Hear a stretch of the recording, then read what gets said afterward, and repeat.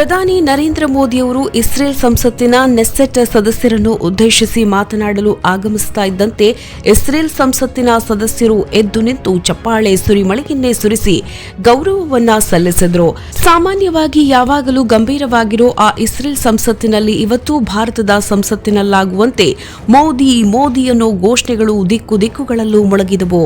ಅಲ್ಲಿನ ಸಂಸದರೆಲ್ಲ ಎದ್ದು ನಿಂತು ಚಪ್ಪಾಳೆಯನ್ನ ತಟ್ಟುತ್ತಾ ಮೋದಿಯವರನ್ನ ಬರಮಾಡಿಕೊಂಡ ರೀತಿ ನೋಡಿದ್ರೆ ಭಾರತದ ಪ್ರಭಾವ ಇವತ್ತು ಜಾಗತಿಕ ಮಟ್ಟದಲ್ಲಿ ಎಷ್ಟರ ಮಟ್ಟಿಗೆ ಬೆಳೆದಿದೆ ಅನ್ನೋದು ಅರ್ಥವಾಗುತ್ತೆ.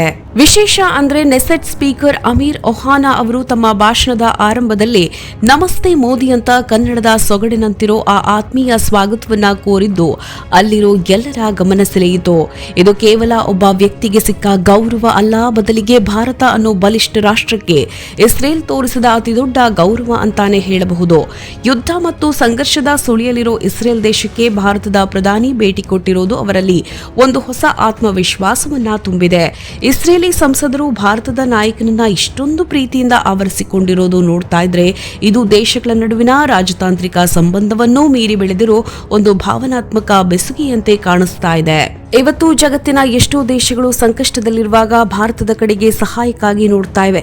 ಇಸ್ರೇಲ್ನಂತಹ ತಾಂತ್ರಿಕವಾಗಿ ಮುಂದುವರೆದ ದೇಶದಲ್ಲೂ ಮೋದಿಯವರ ಹೆಸರನ್ನ ಘೋಷಣೆಯನ್ನ ಕೂಗ್ತಾ ಇದ್ದಾರೆ ಅಂತಂದ್ರೆ ಮೋದಿಯವರ ವಿಶ್ವಮಿತ್ರ ಅನ್ನೋ ಪರಿಕಲ್ಪನೆ ಎಷ್ಟು ಗಟ್ಟಿಯಾಗಿದೆ ಅನ್ನೋದಕ್ಕೆ ಇದಕ್ಕಿಂತ ದೊಡ್ಡ ಉದಾಹರಣೆ ಬೇಕಿಲ್ಲ. ಅಲ್ಲಿನ ಪ್ರತಿಯೊಬ್ಬ ಸಂಸದನ ಮುಖದಲ್ಲೂ ಭಾರತದ ಮೇಲಿರೋ ನಂಬಿಕೆ ಎದ್ದು ಕಾಣ್ತಿತ್ತು.